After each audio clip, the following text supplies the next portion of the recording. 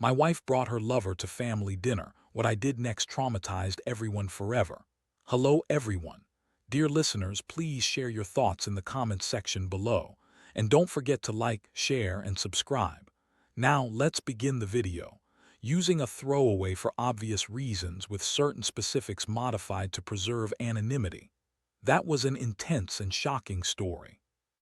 Here's a rewritten version that keeps all the core details, but with different phrasing, names, and a natural, conversational tone suitable for narration. It all started when my wife brought her secret lover to our family dinner, and what I did in response ended up traumatizing everyone forever. I'm sitting here in my home office, bourbon in hand, finally ready to tell this story. It's been 3 months since I basically set my whole life on fire and then rebuilt myself from the ashes. Some folks might judge me for what I did, but honestly I don't care anymore. My name, Jack. I'm 34 years old, working as a senior cybersecurity expert at one of the biggest banks in Thailand. I earn around 250 baht a month, just giving some context for what's about to come. I was married to for 7 years. She's 32 and she used to be an HR director at a manufacturing firm making roughly 180 baht. That was before everything fell apart. We met during college. I was finishing my master in computer science and she was about to finish her degree in business administration. She was stunning, ambitious, driven, everything you'd want. I was drawn to her sharp mind just as much as her looks. We dated for 3 years, tied the knot, and bought a house in. I genuinely thought we'd built something strong and lasting. But then something shifted in March. Suddenly got obsessed with Pilates. A seemingly innocent habit, she'd always taken care of herself, but it was different this time. Instead of 3 days a week, she was doing 5. She bought all this new, expensive workout gear from those high-end stores in Siam Paragon and kept talking about how her core strength was improving and how flexible she was getting. And then came the secretive phone behavior. We'd always been completely open with each other, knew each other's passcodes, left our phones lying around. That trust was a given. But out of the blue, her iPhone got a fingerprint lock. She angled the screen away when texting, make calls in the bathroom, nothing unusual on its own, but my gut told me something was wrong. When I asked, she brushed it off, said it was just work stuff, no big deal. You know how HR can be super confidential. Well, that lingerie she kept in her drawer should have been my first real warning. I found some lace set worth about 15 baht hidden away, buried under her usual stuff. When had she bought that? Why hadn't I seen her wear it? But what really sealed the deal was the trip she took to Phuket for this leadership conference. She never traveled for work before, and suddenly she was rushing to pack enough clothes for a fashion show, including that lingerie. I don't want to sound paranoid, and I'm not the type to go through her stuff or follow her around like some stalker. But I'm a cybersecurity guy. I knew how to find info when I needed it. I found a crumpled receipt in her car's door pocket. Rooftop bar at MC, 2 cocktails, dinner, totaling 800 baht. The same night she claimed she was at a department birthday party in Laotian. That was the moment I made the call to a former detective, a guy who used to work for the Royal Thai Police and now runs his own private investigation firm. A trusted colleague recommended him. I handed over her photo, her schedule, and told him to get everything, photos, videos, audio if possible. I paid him double 100 baht because I wanted the best. In just 2 weeks my world shattered. Sai called me on a Tuesday afternoon while I was deep into a security audit. His voice was all business. "Mr. Jack, I have what you asked for. I think we should meet in person." I left work early, told my team I had a doctor's appointment, and met Sai at that same coffee shop near Victory Monument. He slid a tablet across the table. The first photo was a punch to the stomach, with some guy holding hands across a table at a rooftop restaurant. The next was them kissing. In an elevator, more images followed. Them entering a hotel room at his name's Peter, he's the CFO at her company, married with 2 kids, wife pregnant again. The photos kept coming from different days, in various hotels, Even in private karaoke rooms, and metadata confirmed it had been going on for at least 4 months. Sai warned me there was footage, too. From yesterday, they'd been at a short-time hotel near. I watched the entire thing, my wife of 7 years with another man doing things she told me she wasn't into. Listening to her moan his name, calling him daddy, begging for more. She did things that clearly went against everything she'd ever told me. I didn't cry. I didn't rage. I just sat there taking it all in, letting the reality settle like a punch to the gut. When it was all over, I transferred another 50 baht to Sai's account and told him to keep watching. More, I said. I need as much as you can get. More, Mr. Jack, I think you have enough. Not yet, I want to see everything. Every meeting, every text, hotel receipt, every bit of evidence you can find. Sai nodded, understanding. I went home that night and looked her straight in the eyes as I pressed the play button on the latest video. She had no idea. She kissed me goodbye, told me she loved me. I almost wanted to laugh. The next 2 weeks became survival mode. I went to work, ate dinner with her, watched TV, kept to the routine, all while Sai kept feeding me evidence. I mapped out her patterns. Tuesdays and Thursdays were Pilates days. She'd go to the gym early, then meet her lover afterward, probably thought social media check-ins were her alibi. Saturdays, she'd go shopping with her sister Molly, who hadn't visited Bangkok in 6 months, so I used my skills to dig even deeper. Hacked into her Line account, went through months of messages, read through all those pet names, the photos they shared, the promises about their future. That's when I learned about the Phuket trip. It was a 3-day getaway at a resort in Kamala. They even took photos on the beach. She sent him a bikini pic with the caption, "Can't wait until we can do this without hiding." Without hiding, like I was just some obstacle to her happiness. 2 weeks into my surveillance made her fatal mistake. She suggested we host a big anniversary dinner, 7 years, she said, fooled herself into thinking it'd be a celebration to show our families how happy we still were. I almost choked on my coffee. The audacity. I told her it was a great idea, that we'd make it unforgettable. She was thrilled, thinking she was so clever, the perfect devoted wife, while secretly screwing her boss. The dinner was supposed to be a cover, perfect to keep up appearances. I had 3 weeks to prepare, but then I started planning my next move. 2 weeks later, I got asked if I was okay. Honestly, I'd never been more focused.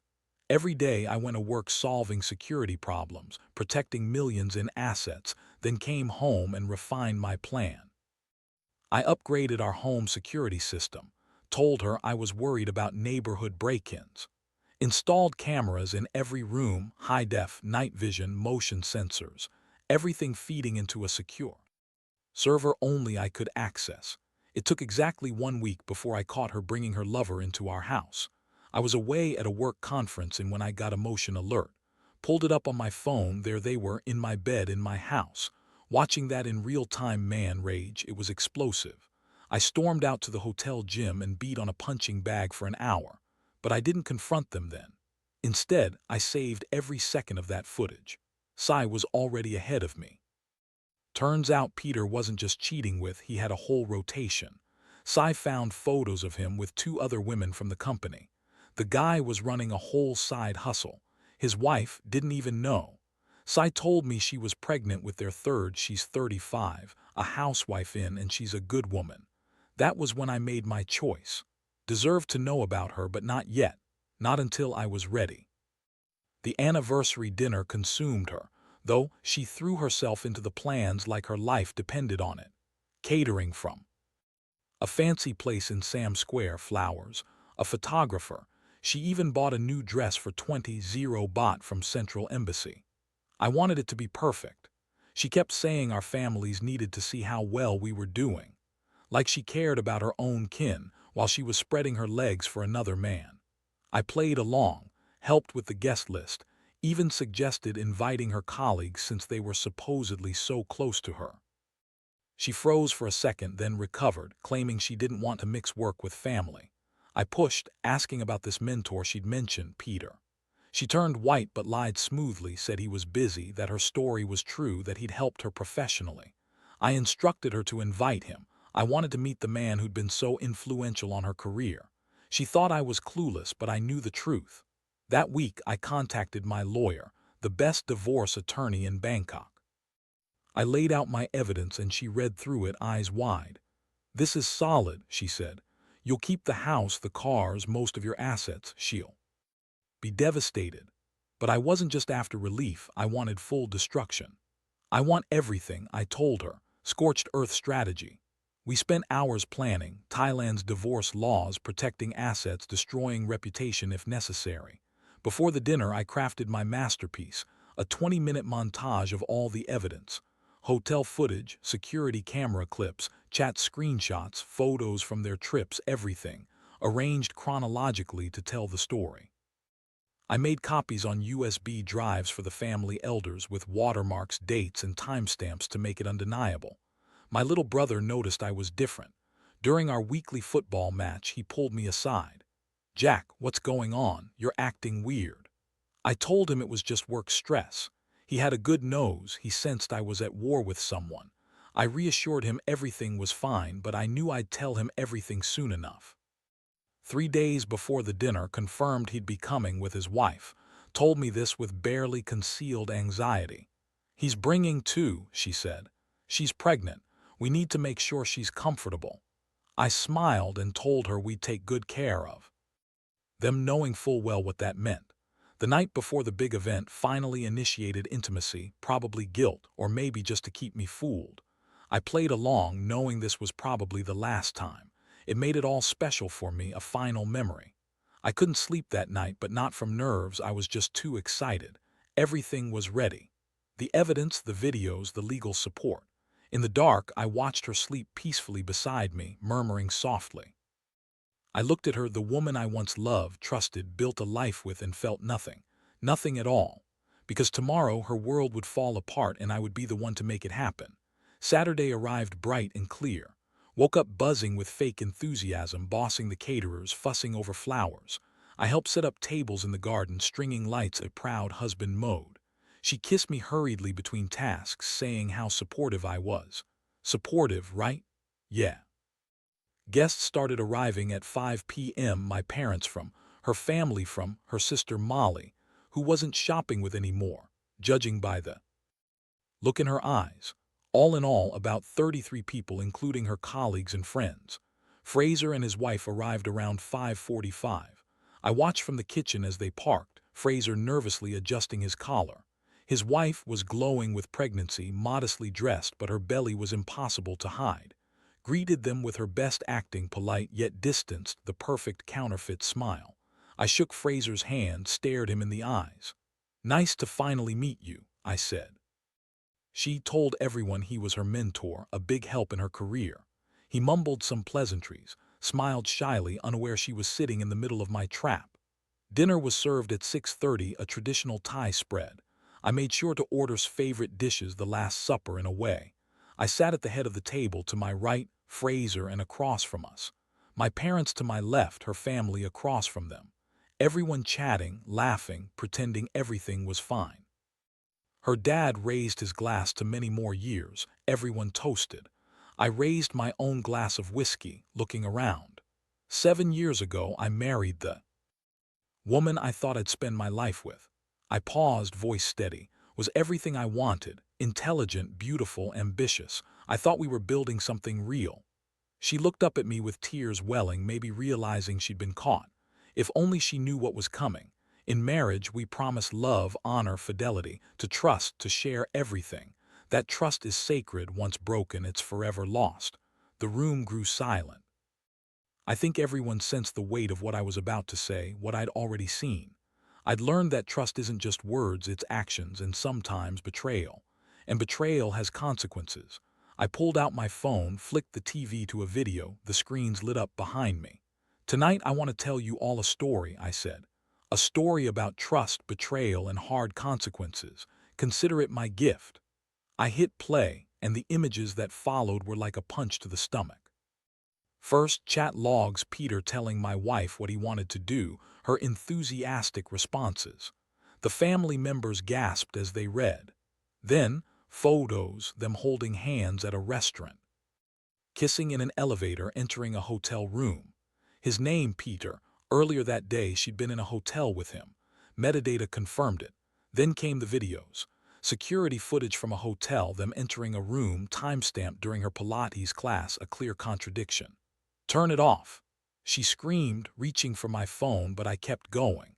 Audio clip of her moaning his name, calling him daddy, begging for more from our own bedroom in our house. Her wedding photo on the nightstand, visible as she wrote him messages. The reactions, immediate and intense. Her mother shrieked, her father's face dark with rage, sounded like a wounded animal covering her mouth. Fraser's eyes fired up, he stepped toward me furious. "You sick?" he started, and I just laughed bitterly in my own house. "That's what you're worried about?" I asked. The video kept playing, her calling him daddy, begging for more. The sound of skin on skin echoing through my yard. "Turn it off," her father bellowed. I paused. "There's more," I said calmly.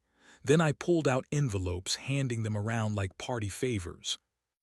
Evidence packets for each of them, chat transcripts, photos, receipts. I handed one to her father, another to her mother, front and center for everyone to see. Sat rigid, tears streaming down her face. "This is for you," I said softly. "Your husband isn't who you think he is." Her envelope contained proof not just of Peter but of his other affairs, the hotel records, the photos from over 2 years. She lunged at me but pushed her back. "Touch my brother and I'll end you," I warned.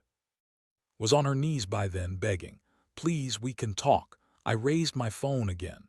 Should I show the part where she's planning to divorce me after a promotion, or the chats about hiding assets? Her face went ghostly white. She didn't realize I had all that too. Her father approached Peter. For a moment I thought he might hit him. Instead, he spat at his feet. "How dare you set foot in my house?" he growled. Fraser backed out slowly, dragging with him. She jerked away and snapped, "Don't you fucking touch me." She slapped him hard and the sound echoed through the garden. My mom had been silent this whole time. She approached kneeling figure and looked at her with pure disgust. "I treated you like my own daughter," she said quietly. "Get out of my son's house." One by one the guests left, rushed to his car, refused to go with him, and the last thing I saw was her tear-streaked face, staring back at me as she was led away. Within 20 minutes, only my immediate family was left. The catering staff gone, probably when all the chaos broke loose. I poured another shot of whiskey, sat in the empty garden, and my father finally broke the silence. "How long have you known?" he asked. "6 weeks," I said. "And you waited?" He nodded slowly. "What now?" "Now I take everything I can, the house, the cars, the money, all of it." A week later, the fallout was brutal. Tried to come back that night. Her keys didn't work. I changed the locks after everyone left. She called me 47 times, left voicemails, no answer. I hired the best divorce lawyer in Bangkok. When she saw how much evidence I had, she shook her head. "You'll keep the house, the cars, most assets. She'll be crushed." But I didn't just want that, I wanted her to suffer. "I want everything," I told her. "Burn it all down." We mapped out the legal strategy, protecting assets, damaging reputations, whatever it took. Before the big dinner, I put together a final, devastating presentation, a 20-minute video montage of all the proof. Hotel footage, security cameras, chat logs, photos, everything. We made copies on USB drives and even printed out watermarked photos for her family elders, undeniable clincher evidence. My younger brother, always perceptive, sensed I was totally different. During our weekly football game, he pulled me aside. "Jack, what's going on? You're acting weird." I told him it was just work stress. He knew I was hiding something, but he didn't push. I promised I'd tell him soon. 3 days before the dinner, Peter confirmed he'd be attending with his wife. Told me this with a hint of panic. "He's bringing two," she said. "She's pregnant. We need to make sure she has somewhere comfortable to sit." I just smiled. "Don't worry, we'll take care of them." The night before the event made her move, initiated intimacy, maybe guilt, maybe a last attempt to fool me. I played along, knowing it was probably the final night. I made it memorable for myself, the last time with her. I couldn't sleep, not from nerves, from excitement. Everything was ready. In the dark, I watched her sleep, murmuring softly. I stared at her, the woman I once loved, trusted, and built my entire life with, and felt nothing. Because tomorrow her world would crumble and I'd be the one to bring it down. Saturday morning was perfect. Clear skies, everything set. Woke up buzzing, bossing the caterers, fussing over the flowers. I helped set up the tables, string the lights, proud husband mode. She kissed me quick between chores, saying how supportive I was. Supportive, right. Guests arrived from 5 p.m., including my parents from, her family from, her sister Molly, who, judging by the look in her eyes, wasn't just shopping today. About 33 people. In total, her colleagues, friends. Fraser and his wife showed up around 5:45. I watched from the kitchen window as they parked. Fraser looked nervous, fussing with his collar, his wife radiant with pregnancy. She was beautiful, dressed modestly, but her belly was clearly showing. Greeted them at the door with her best act polite, just a touch distant, perfect for the scene. Fraser from work and his wife, she introduced. I shook his hand, looked him directly in the eyes. "Nice to meet you," I said. She praised her mentor and he responded politely, smiled kindly, unaware she was so close to the trap. Dinner started at 6:30, a traditional Thai feast. I made sure to order's favorites, the Last Supper, in a way. I sat at the head of the table, to my right, Fraser, and opposite us, my parents on my left. Everyone was eating, chatting, pretending everything was fine. Her dad raised his beer toast to many more years. Everyone drank. I raised my glass of whiskey, addressing the group. 7 years ago, I married the woman I thought I'd grow old with. I said, voice calm. Was everything I wanted: smart, beautiful, ambitious. I believed we were building something real. She looked at me with tears already forming, maybe already knowing she was caught. Marriage isn't just a promise, it's trust. Love, fidelity, honor. Once that trust is broken, it can never truly be restored. Silence fell. They all sensed what was coming. I'd seen enough. I knew what betrayal looks like. I pulled out my phone, flicked the TV to a video. "Tonight I'm going to tell you all a story," I announced. "A story about lies, betrayal, and the costs we pay."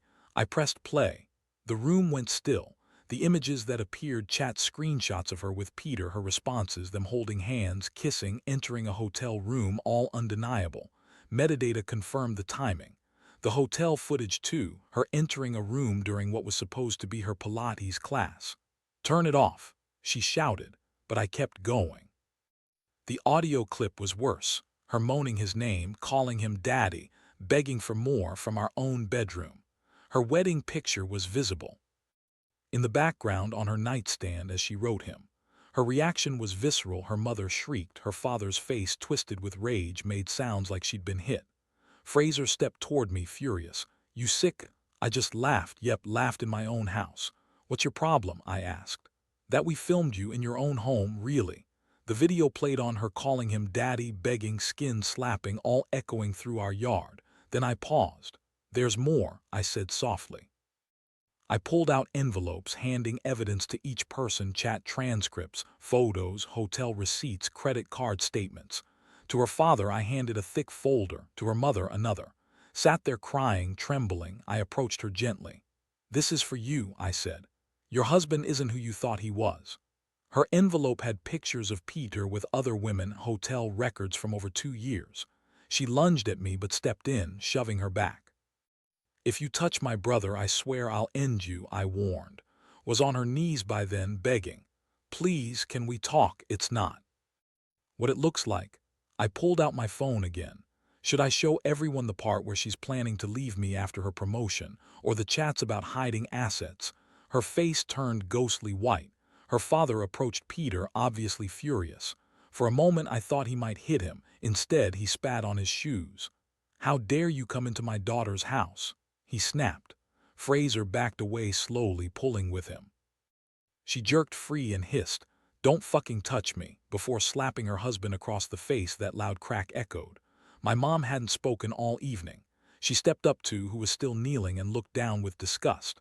"I treated you like my own daughter," she said quietly. "Get out of my son's house."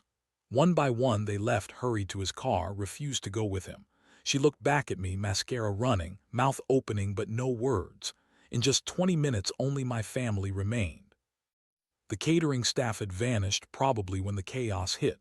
I poured myself another drink, sat amid the quiet chaos, and finally my dad broke the silence.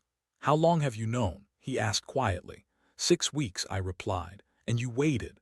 He nodded, understanding. "What now?" "Now I take everything I can, the house, the cars, the money. A week later, the fallout was brutal. Showed up at the house that night. Keys didn't work, I'd changed the locks. She called me 47 times, leaving voicemails varying from pleading to furious. I didn't answer once. My lawyer filed for divorce Monday morning. The evidence I handed over was devastating. In Thailand, adultery is grounds for a fault-based divorce, so wouldn't get a dime. But I wasn't finished. I sent everything to her company's board of directors, including the CEO and HR head, with a letter exposing her and Peter using company resources for their affair. By Wednesday, both were suspended pending investigation. Fraser tried to come to my office. Security had to escort him out. Kicked him out, filed for divorce herself, and took the kids back to her parents' place. She got everything: the house, the cars, full custody, and the new baby. Thai courts don't look kindly on men cheating. During pregnancy, they didn't give Fraser much. He tried to stay with but was kicked out after 2 days. As of now, last I heard, he's living in some cheap apartment paying child support for 4 kids on whatever job he can find, a criminal record, no doubt. And the investigations into Peter, they uncovered even more. He'd been cooking the books, using his affairs to blackmail female employees, covering for himself. Both lost their jobs with cause, no severance, no benefits. I kept going to work, came home, and slept like a baby. The divorce, finalized 2 months later. I got everything: the house, investments, cars, and she, nothing. She tried to contest, claiming I violated her privacy with those recordings. The judge laughed her out of court. Now she's working at some small recruitment agency, maybe earning 40 baht a month, living in some tiny studio above a 7-Eleven. Her family, they don't talk to her anymore. The shame of that night, the betrayal, follows her everywhere. As for Peter, his reputation is wrecked. He lost his job, his family, and now faces criminal charges for embezzlement. She has their baby girl, and Fraser is stuck paying support for the 4 kids he's got. But here's the thing about revenge: it's hollow. I thought destroying them would make me feel better, even whole. Turns out it just left me emptier than ever. I'm in therapy now, talking with doctor who my brother recommended. We discuss trust, rebuilding, moving on. Slowly it helps. I've even started dating, nothing serious yet. Trust is fragile now, how easily someone can betray you, you know. But I'm trying. Some people say I went too far, that I should just divorced her quietly and moved on with dignity. Maybe, but dignity doesn't pay the bills when your ex steals half your assets. It doesn't stop her from laughing at your expense or from doing the dirty in your bed. I'm not proud of everything I did, but I'm not ashamed either. They made their choices and I made mine. They're living with their consequences. I'm living with mine. The house feels empty now. Sometimes I think about selling it, too many memories, but then I remember I won. This is my house. My life, my future. She took 7 years from me. I took everything from her, fair trade. And for those asking, yes, I still keep in touch with. We're not friends really, but we check in. She's doing okay considering everything. Strong woman, her family around her. The baby's healthy and beautiful. Fraser has only seen her once, supervised in court. And no, nothing ever happened between us. She's been through enough, and I'd never cross that line. To the guy who called me a pathetic beta pretending to be an alpha, look at my bank account, my house deeds, my finger. That's my proof. Thanks for the laugh. This will be my last update. I've told my story, gotten my judgment from, and it's time to move on. To everyone out there sharing their own stories of betrayal and survival, stay strong. To those who think I'm a monster, I sleep just fine. Thanks for listening. And to any cheaters reading this, your partner isn't as stupid as you think. The truth always finds a way out, and sometimes when it does, you lose everything. Choose wisely. Thanks for sticking with me until the end. If you like this story, please like, share, and subscribe. Would you like me to make any further adjustments or focus on a specific tone?